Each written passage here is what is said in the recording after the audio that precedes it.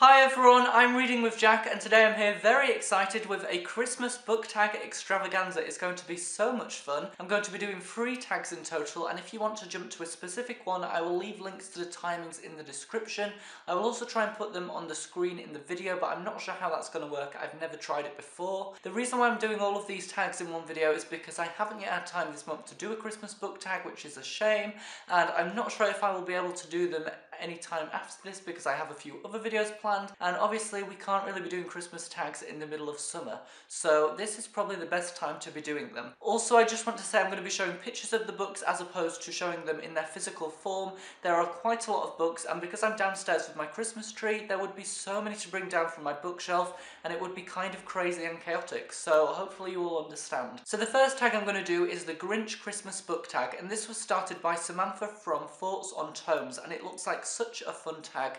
The idea is really unique. The first question is, half of the lights on the Christmas tree are burnt out, and that actually did happen to me this year. That's why I have some really weird coloured lights at the bottom, because they don't fit with the rest of the tree, but some of them burnt out. And the question is, name a book series or character that started out good but went downhill. For me, this definitely has to be the Divergent series by Veronica Roth. I absolutely loved the first book. I thought it was almost perfection. The second book, Insurgent, was a little bit all over the place. It was crazy.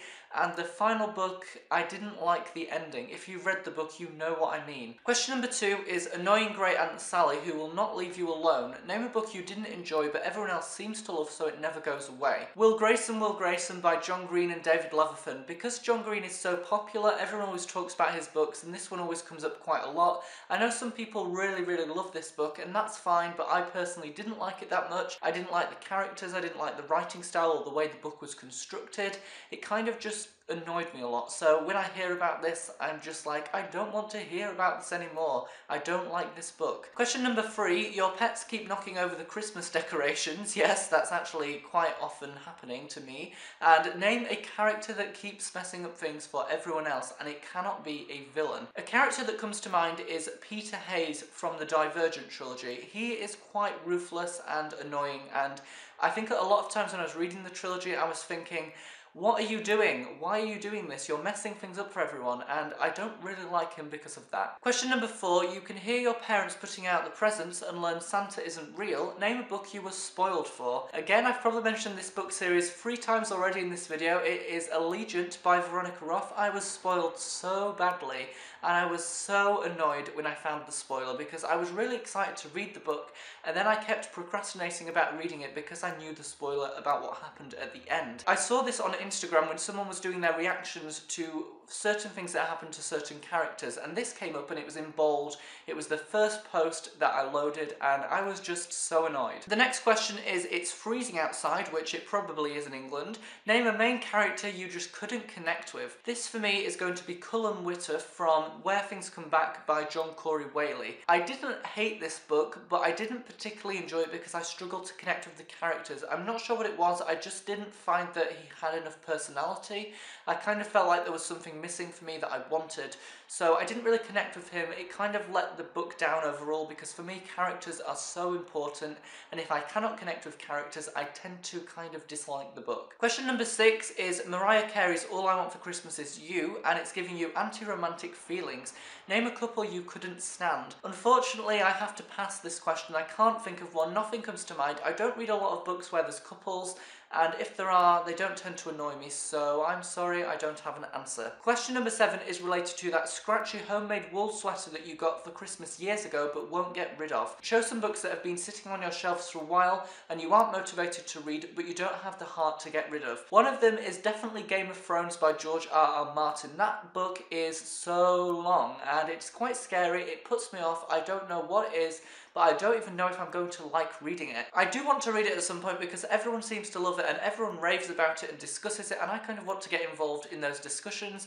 But it's a book I definitely procrastinate about reading, and it's been on my shelf for over 2 years. Another book is Double Cross by Mallory Blackman. This has been on my shelf for quite a while. It's actually the final book in the series, and maybe that's the reason why I don't want to finish it, because I love the series and I don't want it to end. Question number 8 is Grandma Got Run Over by a Reindeer. Name a character death you are still mad about. Warn people for spoilers. You can also use TV or movie deaths. Well, I'm not going to say the actual name of the person, but Allegiant by Veronica slicker off. The death in that, just that death. That death, no, I've said this like loads in this video already, but I am not a fan and I don't support the idea. The penultimate question for this particular tag is: the malls are overly crowded with holiday shoppers. Name a series that has too many books in it or went on for too long. Although I've only read the first book, I'm going to choose the Cherub series by Robert Muchmore. There are so many books in this series, and I remember I was reading it as part of the book club, the first book, and we found out that there were about 16 other books. I mean, that's quite a lot. That's quite crazy. I kind of want to read some of the others, but there are definitely a lot of books. And finally, the last question for this tag is The Grinch. Name a character that you hate. No villains again. This is going to be Will Grayson from Will Grayson by John Green and David Leatherford. I don't like the book, I don't like the characters. No, I just don't really like it, and I kind of hate it because it just annoys me. That book kind of drove me insane because I didn't like it too much. I'm really sorry, John Green fans. I absolutely love his other books, but I don't like this particular one. The second tag is the Christmas Songs book tag. Each question is related to a different song, and this was started by Hales Hearts NYC. The first question is: you're a mean one, Mr. Grinch. Name the villainous character you couldn't help but love. Although I wouldn't say I love him, I would pick Heathcliff from Wuthering Heights by Emily Bronte. I've been studying this in English literature recently and realised that I actually do connect with him as a character.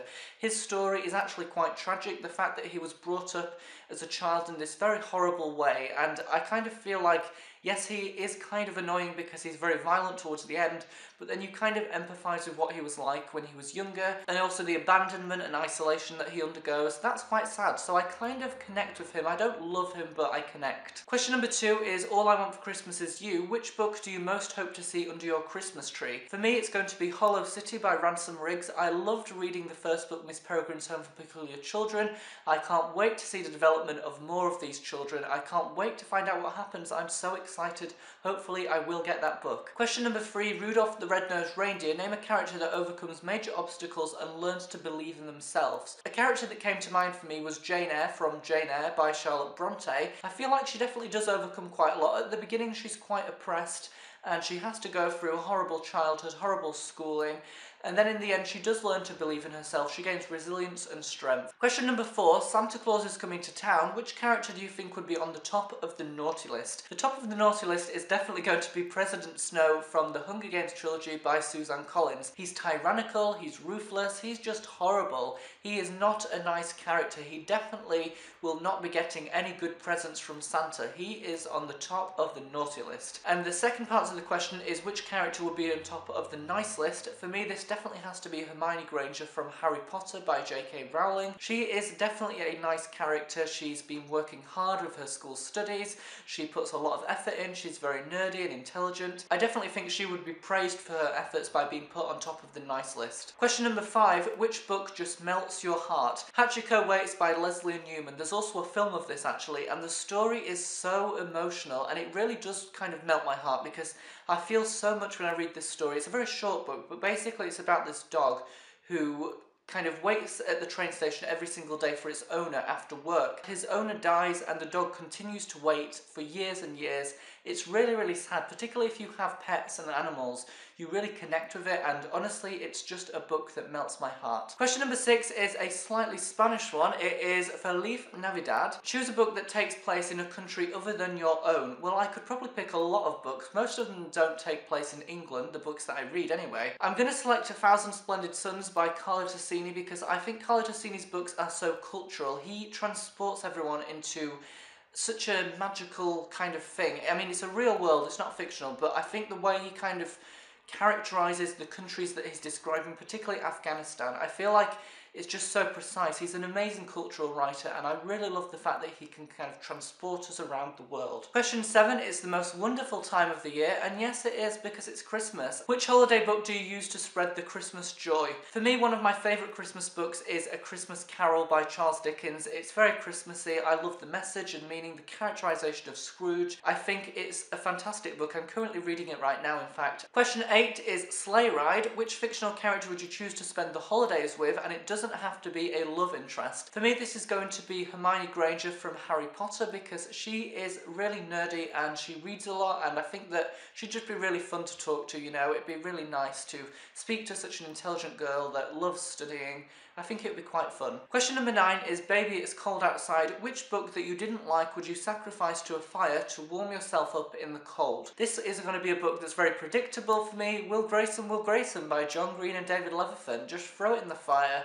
As long as I can get warm, I'm fine. I don't particularly like burning books. I think that's quite a terrible thing to even consider, but if I had to pick it, it would definitely be that book. Question number 10, do you hear what I hear?